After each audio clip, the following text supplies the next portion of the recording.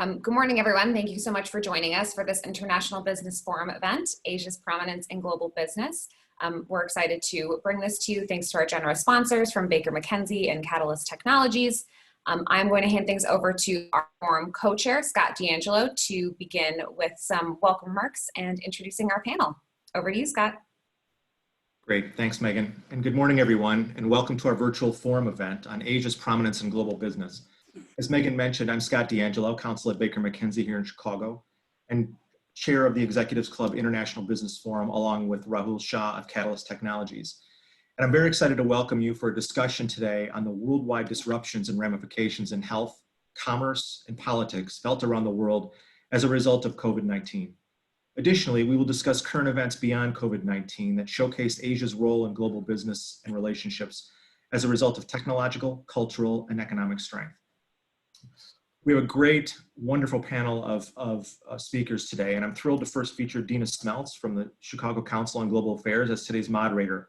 She will be leading a discussion with Sheena Greitens from the University of Texas at Austin, Kenichi Okada, Consul General of Japan to the Midwest, and Dali Yang from the University of Chicago.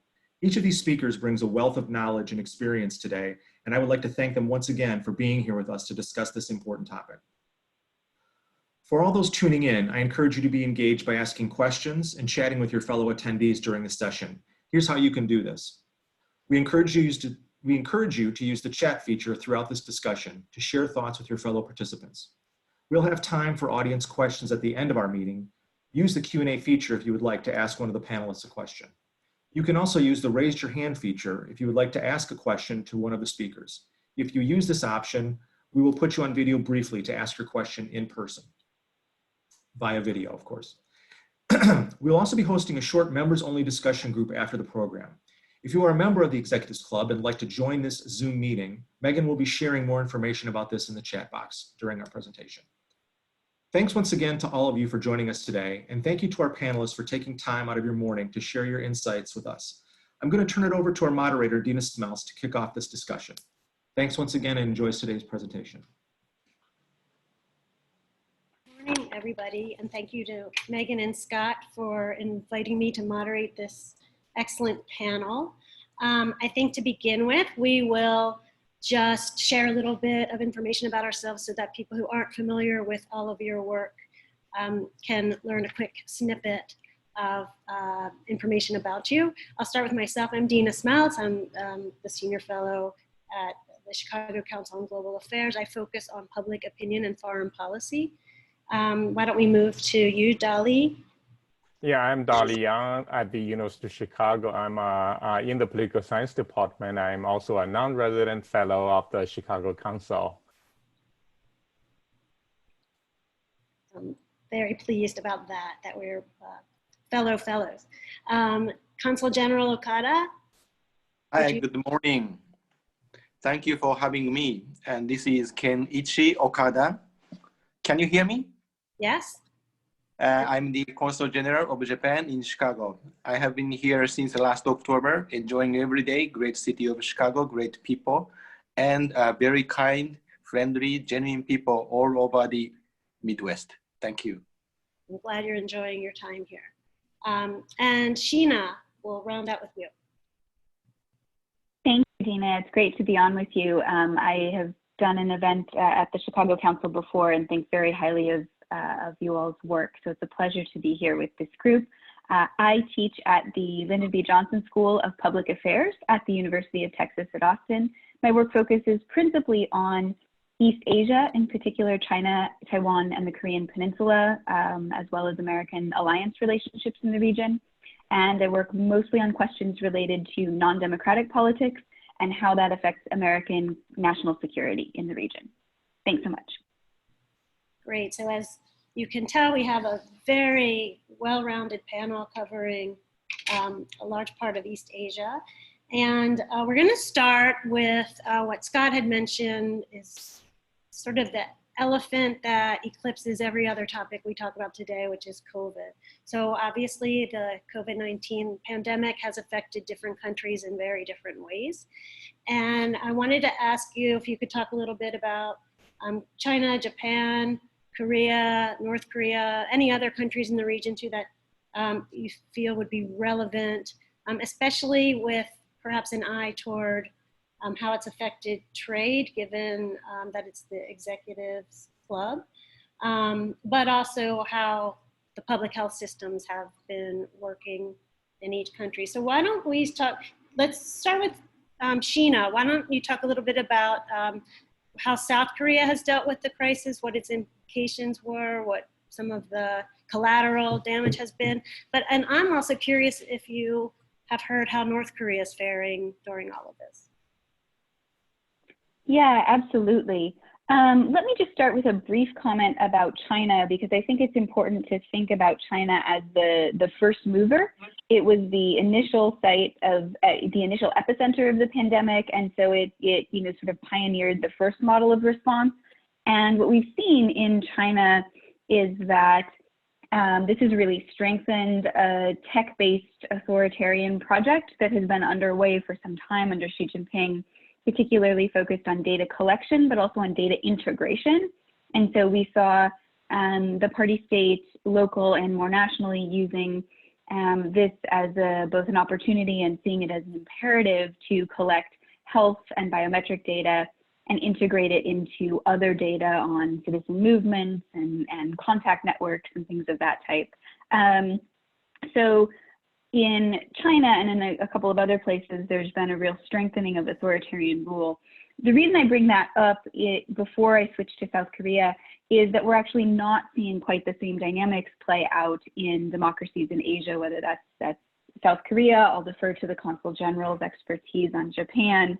But in South Korea, what's quite interesting is that in part because of a history with previous infectious disease outbreak, the MERS outbreak in 2015, South Korea had a pretty up-to-date infectious disease law that provided a legal framework, and South Korea had had time to debate the trade-offs and the privacy implications of how to handle an infectious disease outbreak before the crisis arrived. And so we saw a very quick proactive response. They also understood the stakes and the need to intervene quite early. So actually, even before the first case was diagnosed in South Korea, we saw that South Korean labs had begun working with samples sent from China. And so, what's been interesting about that from a sort of political stability or political economy standpoint is that South Korea has had, had very initial success, has had a recurrent outbreak, but it's still stayed relatively, the numbers are relatively low. And what's interesting is that they've been able to do that and employ some of the same tech tools that we're seeing in China, but without the concerns about democratic backsliding. So where there are concerns about democracy in South Korea today, it has more to do with inter-Korean relations and the Moon administration's attitude toward defector groups. But it's not really pandemic related, whereas there are other parts of the world where the pandemic itself has really corroded democracy and made things much less predictable, both from a business and a sort of media civic freedom standpoint. And so I think it's just really important to distinguish South Korea's legal framework because it's really affected how their experience has played out, both in sort of the actual public health terms and in political terms, creating the political environment that's remained fairly stable and democratic. On North Korea, I'll come back to this later, but North Korea is widely suspected to have more of an outbreak than it's reporting. But the net effect, I think, overall has been to really deepen the country's isolation because China has tightly controlled movement and border traffic in a way that it wasn't willing to do under previous sanctions enforcement regimes. And so in some ways, the coronavirus has been more effective than some of our previous, the United States or the international community's attempts to isolate North Korea as a form of pressure have been significantly heightened, but it's been for very different reasons related to the pandemic. I'll stop there and I'm happy to follow up if you have questions about any of that. Okay, great, thank you. Thank you for that overview. Dolly, since Sheena brought up China, why don't we move to you in case you wanted to add, amplify, or address any of the items that she mentioned about China, but also I'm sure you have your own take on it as well. Well, absolutely. Of course, this novel coronavirus outbreak is the second in 17 years in China. And of course, for some of us, we do remember the last one was in 2003, which actually started, the outbreak started in Guangdong. Later, researchers did find that, in fact, before the Guangdong outbreak, people, for example, in Hong Kong, even as early as in 2001, had apparently had some exposures to coronavirus, they had antibodies actually, or something of that nature as early as in 2001, so which is quite interesting. I think actually there are several points, but I want, given the format and so on, I want to emphasize, number one, in many ways, the players in 2003, many of them from the epidemiologists to medical doctors to Xi Jinping, they all had experienced SARS in 2003. Xi was in Zhejiang province and played a major role in fighting SARS in 2003. So in that sense, actually, we had a group of people whose mental models were about SARS in 2003. Number two is that unfortunately, of course, this happened in Wuhan. It's not in Guangdong, in Zhejiang, or in Shanghai, or in Beijing. Any of those other places probably would have behaved very differently. They would have responded much more quickly, much more promptly, and much more decisively than in Wuhan. And there are many other reasons. I have written about this actually for the Washington Post and also elsewhere as well in trying to understand why did the people in Wuhan respond the way they did. And of course, Wuhan happens to, of course, there is the other difference is this coronavirus is more contagious, more actually is sort of undetected, can move much more undetected than the SARS virus in 2003. And that made it much more difficult to detect among the general population in particular. However, having said that, of course, it was already picked up by Christmas 2019. Already, there was the sense that it's a coronavirus in Wuhan. So in that sense, actually, it took more than 3 weeks before the city was locked down and so on. And of course, we can debate about what could have been. And of course, now that we've had experiences dealing with it, not just in Wuhan, not just in China, but also in many other countries, so our views have also shifted as a result. But of course, there was the dramatic lockdown of the city of 11 million people. Maybe by the time actually it was locked down, there was 9.5 million, 10 million, but give and take is more than in the great metropolitan area of Chicago into the population. It was a dramatic lockdown. In fact, it was a sacrifice of a city to save the country in many ways. Of course, now that's no longer mentioned. The narrative has been changed. And of course, Wuhan could not have handled the situation as it did without the mobilization of more than 45,000 medical professionals from the rest of the country. So it was a very dramatic situation with truly a humanitarian crisis on the ground for a couple of weeks in particular until they figured it out how to build, for example, makeshift hospitals and so on in order to house all those people. Now, the lockdown and all the responses accelerated the trend that already was happening, and we've all seen it in the US now, namely online businesses in particular, because most people in China in the urban areas live in gated compounds now, more or less. And that really helped. In 2003, incidentally, there was already a technological revolution. In fact, there was the beeper, number one, initially. And then, of course, in Guangdong and so on, many people were beginning to have smartphones, certainly cell phones, and that helped. So in that sense, it's not entirely different. But given the scale, however, and the lockdown was extended mostly throughout the country in China, so therefore many people moved online. And that meant businesses that had built tremendous the logistics networks, namely Jingdong in particular, but also Alibaba and others, actually rose to the occasion and really showed how they can function, and they can function in a moment of dramatic crisis. But at the same time, however, and I just want to mention a couple of things, and then I'll move back to Dina. The situation, however, is as early as January the 3rd, some hospitals in Wuhan began to stockpile N95 face masks and so on. So there are variations among the hospitals, among the factories in how they responded.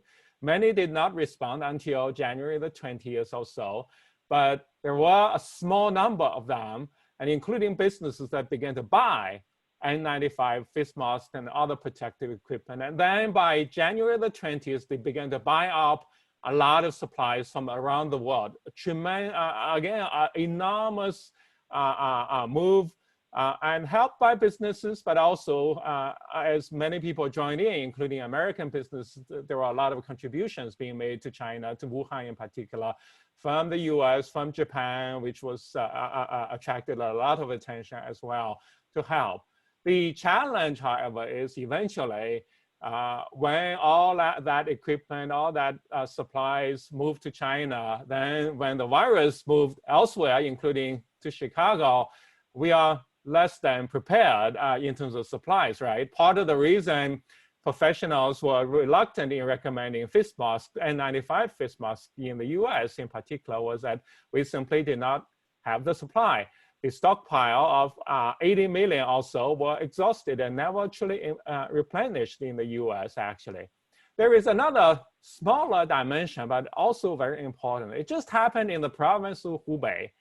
Well, this is where actually Wuhan is the capital of. Xiantao, the city not very far from Wuhan, happens to be the world capital for the making of face masks and so on. So the disruptions were not only actually about businesses, but it just happened that the lockdown of Wuhan, of Hubei, meant also the lockdown of the supply chain for the protective gear, not to mention other goods. And of course, all of that had a significant, actually, sort of knockdown effect in terms of medical supplies, but also, of course, given the lockdowns around China, it disrupted a lot of the businesses. Ships, airplane flights, all have been affected, as we all know that, and we can come back to it. But I want to emphasize the dramatic nature of this, but at the same time, technology came to the rescue in many ways, because many communities, individuals can function much better this time than 2003 because of online supplies and, of course, video as well. Back to you, Dina. Oh, great, thank you. That's very interesting, especially about the lessons learned from SARS in 2003, and that the businesses were kind of ready with these compounds. I hadn't heard that before. So now, Kenichi, let's move to you, and you can give us the status report on how Japan has dealt with the coronavirus, and then any other additional implications on either the Asian trade or even global trading system, any implications or obstacles, problems that have arisen because of COVID. Thank you so much. So far, Japan has been fortunate since we have had a much lower number of COVID cases compared to many other countries. So far, we have had 80,000 cases. This number is not a death toll. This is a number of people who tested positive, 80,000. And death toll is much, much smaller. It is about just 1,500. Of course, one is too many. So Japanese government has been doing its best to decrease the number of these, I think, numbers. At the same time, promoting the opening of the economy at the same time. And in Japan, we had 2 spikes in the past several months. The first one in April and the second one in August. And for the first one, then Prime Minister Abe declared the state of emergency. but he didn't for the second one. But all in all, we have achieved a very, very low daily positivity rate, which is about 0.5% per, 0.5 per 100,000 cases. So we have been lucky so far, but we don't know much about this virus, so we have to be vigilant still. In terms of the possible impact on trade and investment, I think after this, or in the midst of COVID-19, many Japanese companies are now forced to rethink about where to manufacture, because a lot of Japanese companies have their factories in China, which has a huge market, which has a huge, excellent supply chain. So it's a, I think, best location for many Japanese companies. But they are now thinking where to manufacture, because even before the COVID-19, they were thinking about this issue, because in order to hedge the risk, I think concentration of factories in one country is risky. And at the same time, in order to avoid higher and higher labor cost in China, they have been thinking about these issues. But now they have one more reason to think about these issues more seriously. Thank you.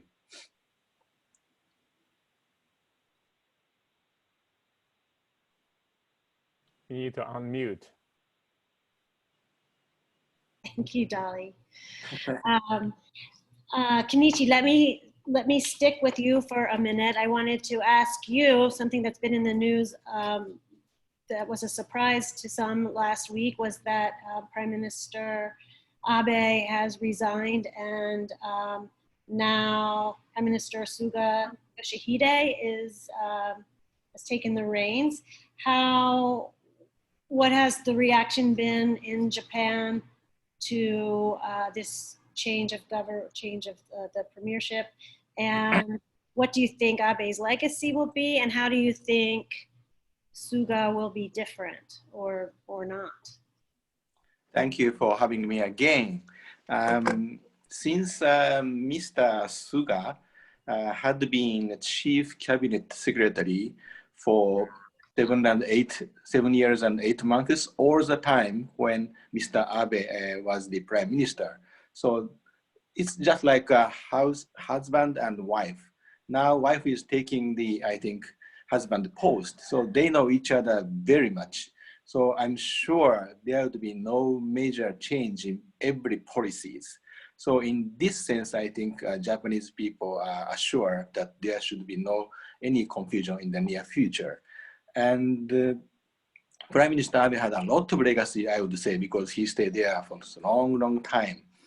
Of course, one of them is his economic policy, so-called Abenomics. They had the so-called 3 arrows, which is a bold monetary policy and flexible fiscal policy and regulatory reform. And thanks to, I think, this, his effort, I think Japan's economy recovered. Like Nikkei index surged 140% from 10,000 to 24,000 during his term. This is amazing.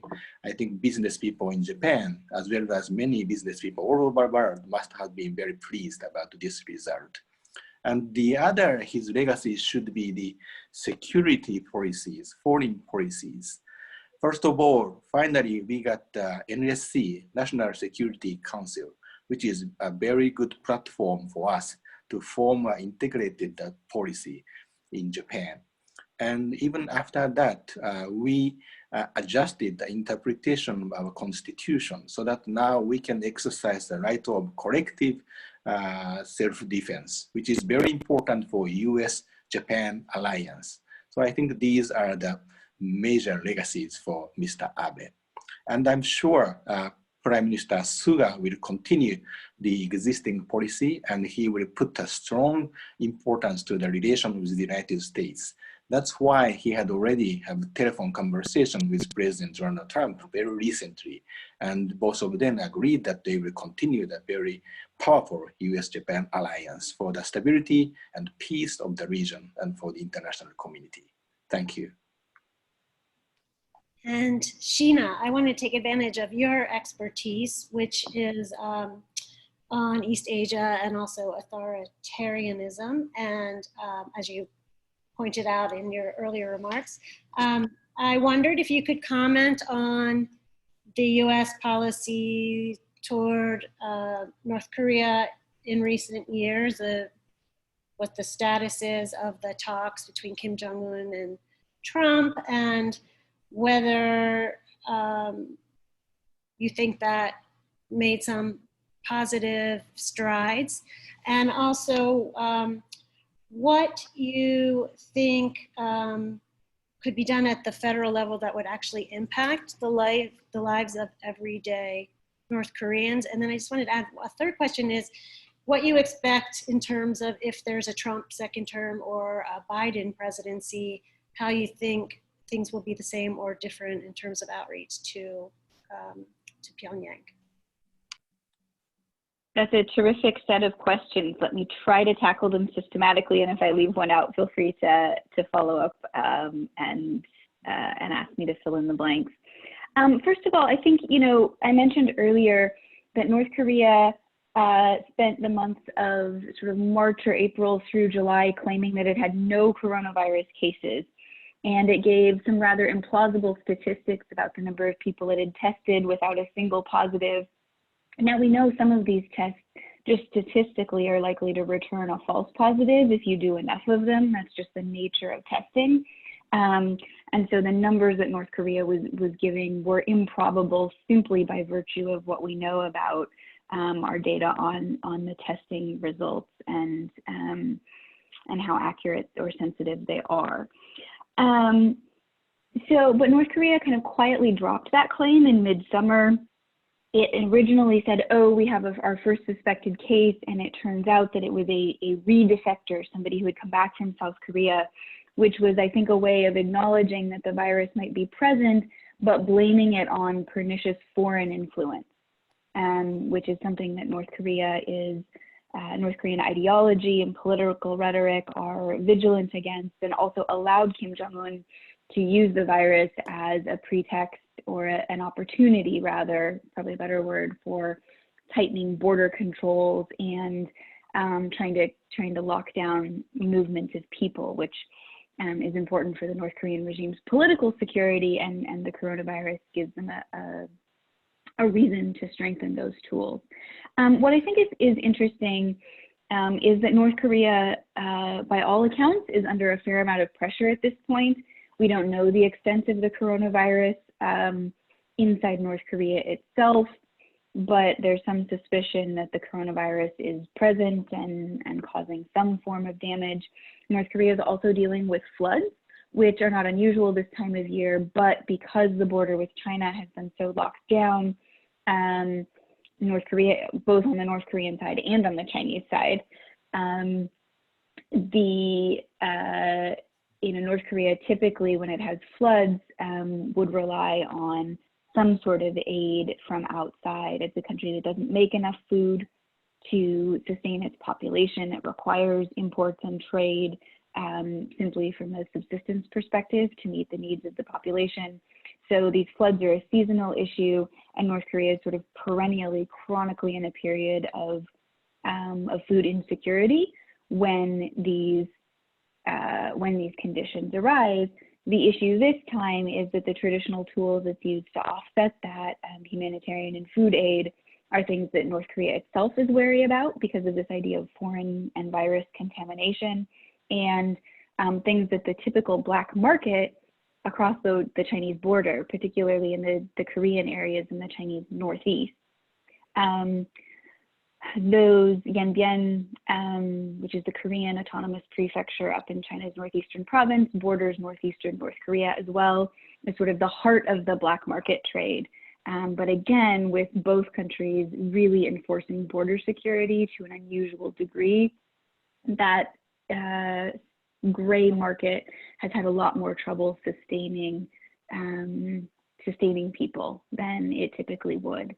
And so what we're seeing is sort of an unusual degree of pressure in terms of coronavirus, the sanctions environment, and and then now the floods and the virus sort of combining to produce this effect on border security. In terms of how that might play out, at one level, it does heighten North Korea's interest in sanctions relief and desire to press for sanctions relief.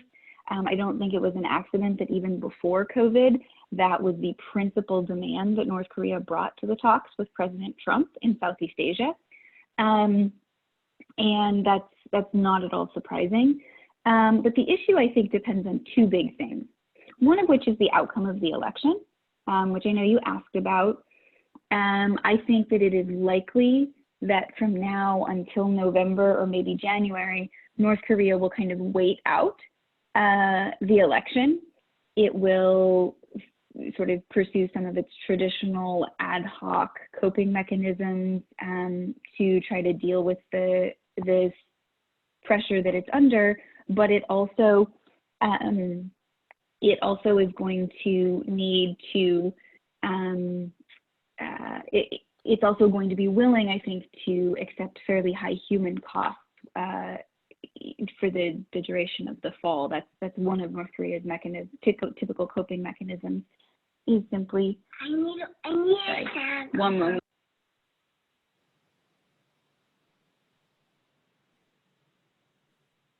I apologize, I had a 4-year-old interrupt me. So one of the things that North Korea typically has been willing to do is to accept a relatively high human cost as part of, while it'll let people go, pursue informal coping mechanisms, but also not necessarily avoid some of the human costs of hunger and malnutrition. So I think that North Korea will essentially do that while it waits for the outcome of the election, and then it will try to gauge the willingness of the Trump administration or a new Biden administration.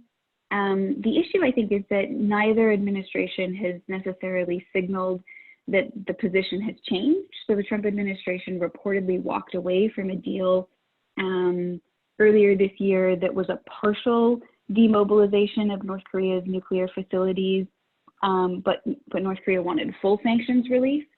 And the suggestion has been made that the Trump administration would really only accept full demobilization for partial sanctions relief, rather than partial demobilization for full sanctions relief, so that the compromise needs to be flipped. And I'm simply not sure that that's something North Korea will accept. The problem is that neither a Trump nor a Biden administration can actually fully rescind sanctions or lift sanctions without the participation of two key actors. One is Congress. So the North Korea Sanctions Policy Enhancement Act was the most sort of recent comprehensive round of sanctions that was passed under President and signed into law under President Obama. And it includes human rights as well as nuclear issues. And so there is just human rights issues are sort of hard baked into the sanctions environment. And unless Congress is willing to roll those back, we simply don't have a good sense that the administration would be able to do it itself, no matter who the president is and what their decision making is. So the implication is that the outcome depends not only on who wins the presidency in November, but who controls Congress as well. And the second issue is that a lot of these are now codified in the UN Security Council. So it will depend a little bit on the efficacy of the administration's maneuvering in the Security Council in order to get some of those sanctions mechanisms adjusted to accommodate any compromise or deal. So it's just going to be very, very hard to move forward, I think. And I guess I don't mean to suggest there's no possibility for forward progress, but I do think it's important for all of us who are watching this to realize that how many obstacles there are even after some executive branch deal might be reached. There are a lot of back-end factors that would be important to actually get this fully implemented. And even if a deal could be reached, and between North Korea, Congress, the presidency, and the UN Security Council, as well as the United States alliance with South Korea,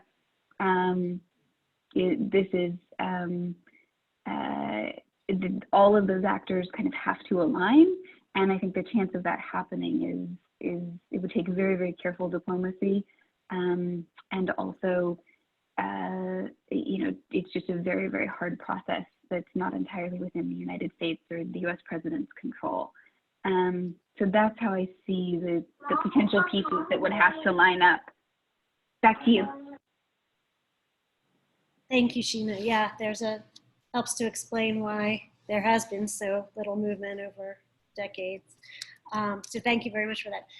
I'm going to turn to Dolly next, but I also wanted to just remind the participants that we are going to turn to Q&A soon. So please feel free to add in your questions into either a chat or into the Q&A link. And for Dolly, what I wanted to talk about was that before COVID became the story that we're all dealing with, a lot of attention was focused on China and Hong Kong with the Hong Kong protests. And I just wondered if you could talk a little bit about where that social movement stands and maybe what you could say about what the social movement in Hong Kong tells us all about the situation between China and Hong Kong, and what are your expectations for the way it will play out? Oh, great question. In fact, for the audience, I have a paper entitled COVID-19 and the Estrangement of US-China relations, which deals with more broadly on the issues and especially how pandemic psychology affected US-China relations. A lot of it is really also, however, we have to hark back to the US-China trade negotiations and the trade war, which really primed the attitudes on both sides, but especially on the Chinese side, because Chinese leaders and the public were all mobilized, really girded for what they saw as an onslaught on Chinese identity in trade, in the economy, and also in terms of China's development. And when the actually sort of in the process of the COVID-19 and so on, as we all know, the two sides have been fighting a war of words and more, in fact, and Hong Kong has been a big part of it. Before the COVID-19 outbreak, in fact, the Chinese side and the US side has a tacit understanding. The focus was on trade. So therefore, the Chinese national leadership actually was a little more restrained with regard to the very dramatic upsurge in protests in Hong Kong, massive mobilizations of the population, as many as 1.5 million people showing up in a population of about 7 million people on certain days. But at the same time, however, the national leadership has to show some restraint, where even while President Trump actually also tried not to act very strongly with regard to Hong Kong in particular, because he wanted a better trade deal. And that actually with the COVID-19 and also with the Phase 1 deal, that restraint was gone in a way. And of course, we do know now, even before COVID-19, the Chinese leadership really wanted to act tougher on Hong Kong. And they wanted to introduce actually the national security legislation, which actually now empowered, for example, the mainland to take people for national security violations in Hong Kong into the mainland. In fact, there are 12 people who tried to run away from Hong Kong who have been taken at the water border, so to speak, actually on the seas to China, but without the due process anymore that Hong Kong affords under the rule of law, in fact. So we had some sense something would be happening. But of course, as relations between the US and China worsened dramatically during COVID-19, and the Chinese leadership felt that actually this is a great opportunity to do something. We are going to do it anyway, with no regard to repercussions in many ways. And this happens, it happened before in a way, and there are studies of political psychology of China basically saying that when the Chinese leaders tends to become so focused on its own things, it tends to be very sensitive to criticism, but at the same time become oblivious to external criticism at the same time. So tough talk, but at the same time, but China would be acting as it likes in a way. And therefore, in May, it imposed the national security legislation through the National People's Congress in Beijing, and which actually now essentially what we have in Hong Kong, therefore, is essentially a set of stability maintenance mechanisms being imported from the mainland to Hong Kong, which means that essentially the end, in many ways, politically, of the one country, two systems model that actually was initiated in the 1980s in a way. So Hong Kong comes under the mainland essentially them in terms of national security concerns, in terms of domestic, many domestic security considerations, including protests. As a result, for example, leaders of the protests have become much more restrained in recent months. So in some sense, the mainland is correct in saying, oh, we are going to control Hong Kong. It's certainly, however, at the same time, the spirit of Hong Kong definitely is very different today. It's no longer, I mean, nobody would say that the rule of law is the same anymore in Hong Kong in a way. It's a much tougher emphasis on domestic security now under the rubric of national security. And therefore, and this is not simply about Hong Kong, however. I mean, we do know China also has acted and talked tougher in recent months amid the pandemic, and so sort of regarding Xinjiang, regarding the South China Sea, and of course, let's not also forget the Sino-Indian border as well, in fact. And I think I do want to end by emphasizing, normally when you have so many things happening, leaders would be meeting with each other. They would be shaking hands, having perhaps even a round of drinks, and try to smooth things over, and certainly send signals that way. But with the pandemic, with meetings moving online, including for President Xi, for example, that the small talk has disappeared. It's very difficult to do any of that, in fact. So as in fact, President Xi and President Trump, the last talk in March, they have not talked since. And that actually really is a striking indication of the state of relations between our two countries, but at the same time, how China's foreign relations actually sort of have shifted in a way in terms of all affected by this pandemic psychology, and Hong Kong has been also a part of that as well. Yeah, that's a very interesting point about the lack of face time with each other. And of course, it's the UN General Assembly is this week, and normally there's meetings on the sidelines where things get ironed out, smoothed over, discussed, and it's all online this year, so it'll be another missed opportunity for some of those discussions in the corridors. I think we will, well, actually, let me stick on that one. Let me stay with you, Dolly, for a minute.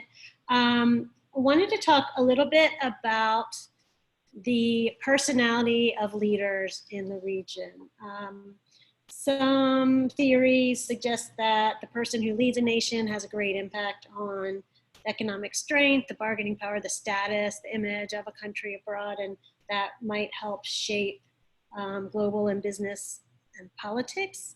Do you see different types of leaders being more successful, less successful? Are there leaders for certain times, certain circumstances? But how does the perception of a leader affect the global business environment? Well, that's a great question. And of course, now we all know leaders do make a difference, whether in the US or in China for that matter. To make a long story short, and especially in the case of Xi in particular, he grew up actually in the Cultural Revolution. His father was one of the youngest revolutionary leaders. And that's very important because his early years were spent in Zhongnanhai. Actually, in a way. But then his father fell and he was down and out during the Cultural Revolution. So a lot of his character was shaped by the lack of formal education during the Cultural Revolution, the fact that he was down and out, he has to struggle to make his own way, in a way, and that stubbornness in some ways is also very important, I think, as a result. And as a result, including during the and the memories that he had of the 1950s and 60s. So I do want to simply say at the start of the trade war, for example, the Chinese side sent out a signal that China wants to fight the trade war against the US in the spirit of fighting the Korean War. In other words, being willing to make great sacrifices, but at the same time being very tenacious in fighting. And of course, they felt that the Korean War, despite the losses, the many more losses China suffered compared to the United States in particular. And of course, let's remember, however, both countries are not actually the main actors technically. The other, of course, the Korean people who suffered much more. Nonetheless, China stood up to the world's most powerful country at that point, and therefore earned credibility in its strategic policy. Of course, there are other lessons from that. And that's how he took that. And of course, that's a judgmental call as well. And of course, with a lot of implications that are very profound in terms of the shaping the relations actually between the two countries. So I just want to remind our participants, if they would like to add a question, please do so in the portal. In the meantime, Sheena, would you like to comment on that, how the personality of various leaders affects the perception of the country abroad and also trading and business ties? Yeah, sure. I think what we've seen is that the US-China relationship is really a flagship case of that in the last 4 or 5 years. So, what we have in both North Korea, this is also true in North Korea as well, but if you look at the leadership of both the United States and China, we have leaders who are very clearly willing to, and in fact, seem to delight or feel an urgency in departing from past precedent on any number of fronts. And so Xi Jinping has clearly either weakened or broken the norm of collective leadership that has operated in China under at least the 2 previous presidents. And as Professor Yang said, he's really, also adopted much more internally assertive policies in terms of party control and changed China's relationship with the outside world, whether Hong Kong or we're seeing in the South China Sea, on the border with India, in the parts of relations with the US. So that's, those are significant changes on the Chinese side. And then I think President Trump is similarly not particularly precedent-minded. In fact, I would describe him as somebody who campaigned from the beginning against precedent, right? That the old system was broken. That's the nature of a populist leader. And so I think what you're seeing in this case is the unpredictability that can come with 2 leaders whose management style and approach to governing are very much shaped by their identity as game changers and by their willingness to depart from precedent in really significant ways. And so that creates enough change and some unpredictability when there's just one leader doing that. But we've actually seen, in the US-China relationship, two of them. And I guess the other point that I just wanted to raise about where this could be headed is that even if the United States in particular gets a president in Joe Biden, who I think will be less inclined toward that game-changing, precedent-breaking approach, we still have that approach on the Chinese side. There are other leaders in Asia. I would point to Duterte in the Philippines, who's kind of a similar mold. And the other thing is that I just wanted to highlight some of the data that came out actually from the Chicago Council on public opinion. And so if you look at Chicago Council combined with some data from Pew polling and other things like that, we see that there is a very, very strong impulse in the American public to blame China for the coronavirus And I think that there's some partisan split, but it's actually a majority of both parties think that China is largely responsible for its management of the coronavirus, didn't do enough to prevent its impact on the broader world. Again, this is less of, you can have a debate about exactly what happened in China. There's been some really good reporting by the New York Times and Wall Street Journal on the failures of China's CDC system and how it interacted with other parts of the public health and political architecture. But I think the reality is that public opinion, we should just think of it right now as a social fact, and that what we've also seen is that Americans are actually willing to pay an economic cost to do less business with China in order to send signals about human rights, repressiveness, in order to, quote unquote, hold China accountable for the coronavirus. And so I think we need to factor that into our thinking, especially about the future business landscape.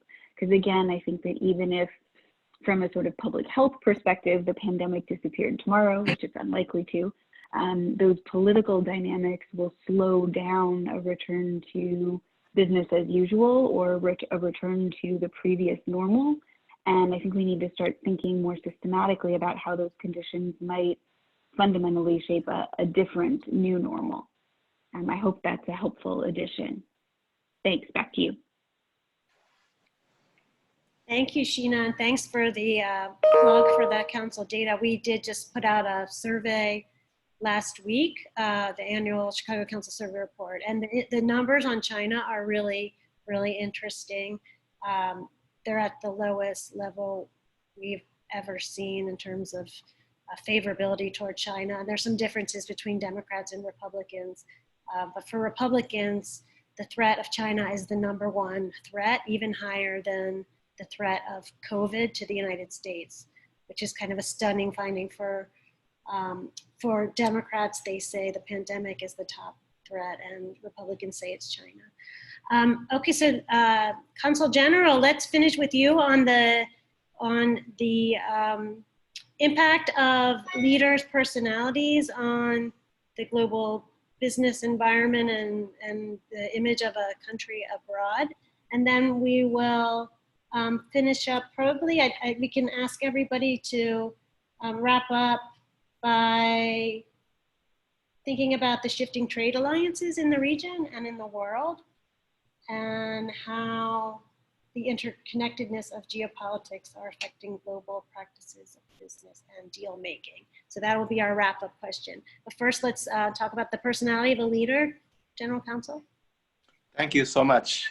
I think Prime Minister Abe did a great job, both in domestically and internationally, in terms of the leader's impact. I think in the international arena, he has championed the free trade for a long, long time, which has been also the Japan theme for a long time. As you know, when the United States withdrew from the so-called TPP, everybody thought TPP was over. But contrary to everybody's expectation, Prime Minister Abe led other 11 countries and finished the TPP. And now we are waiting for the United States to join again. So I think this is his great legacy, one of them. And the other thing is that you might have remembered one photograph from G7 summit 2 years ago, in which President Trump was sitting on the chair, and just in front of him, there was Chancellor Merkel standing in front of that president in a very stark manner. And you might remember just in between, there is Prime Minister Abe. Because Prime Minister Abe had a good relation with both sides, he played a very important role in that meeting.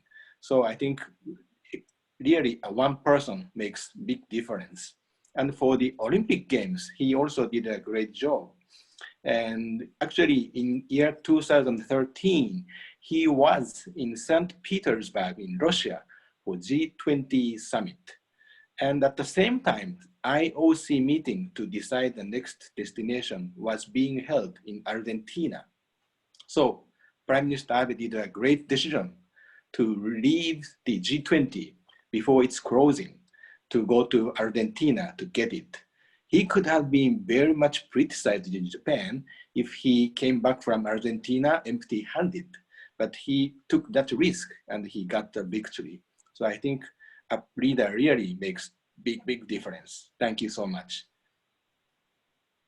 Thank you. Okay, great. We're going to do one final lightning round now of the last question, which was the big wrap up on shifting trade alliances in the region and how the interconnectedness of global politics are affecting business practices and trade deals. Let's start with Dalian. Well, my sense is clearly security concerns are rising. And as a result, there is going to be fragmentation regardless of the talk of globalization in a way. And at the same time, technology has far outpaced, technological developments have far outpaced the abilities of national governments to really regulate. And as a result, we see a situation with TikTok and so on, that of an ad hoc process regulation globally. So all of those actually will continue to play a big role while businesses have to figure. And of course, China, India, Japan, those are all significant markets. So businesses want to have a role to play in them, but at the same time have to be mindful of the security concerns and the political considerations that go with such security concerns. Okay. And Consul General, we have about 30 seconds each left for a quick wrap up. Okay, I think that Japan has been also championing the free trade, as I said. Japan now had the great free trade agreement with the United States, and we also had that with EU already. And 2 weeks ago, we just finished the one with United Kingdom. And we are now working on RCEP, which covers 30% of GDP worldwide. Thank you. We are making great efforts. Okay, and Sheena Greitens. Yeah, thank you. What I think is interesting is this talk about decoupling. I think for this audience in particular should really be thought of not as an either or, but a spectrum. In the US and China were never fully coupled, as all of you who are listening know very well. And it also, I think the relationship also won't be fully decoupled in the economic sense, in the people-to-people sense, and in really any sense of the word. The international environment is too complex and interconnected for that to happen. So I think that what we're in for is a period of rethinking what I would call, and what a term I find very useful, which is the term selective coupling, which is rethinking what sectors the United States should be engaged in, how that engagement poses risks or opportunities for the United States, and what tools the government as well as the private sector have to sort of rebalance the portfolio so that the selective coupling is not, it works sort of more to the advantage of American business and probably the administration or the American government. So I think it's really important to disaggregate this idea of coupling or decoupling as we're thinking about the future business landscape and look at it from that perspective. Back to you, thank you. Okay, well, we are about out of time. Rahul is going to make some closing remarks, but I wanted to say thank you to all of the panelists. This has been such a great discussion. I wish we had another hour to keep going, but I really enjoyed speaking with you. And now we're going to hear from the CEO of Catalyst Technologies, Rahul.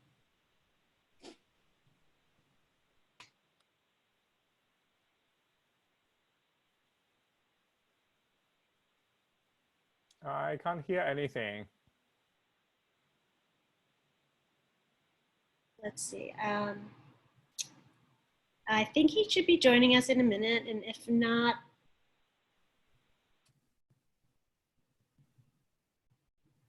I will just say thank you on his behalf. This was a really, I'm getting a few notes in the chats that people have really enjoyed the discussion. I guess we're having some technical difficulties bringing in Rahul, but I just wanted to thank you all very much. Please follow our panelists and their work. They're great experts in the region, and we hope to hear from you again. Maybe in a year we can have another return session. So thank you very much and have a great week, everybody. Thanks, everybody. Good, Dina. Yeah. Thank you. Thanks so much. Bye-bye. Thanks for joining us, everyone. Thank you, everyone. Bye, thank you.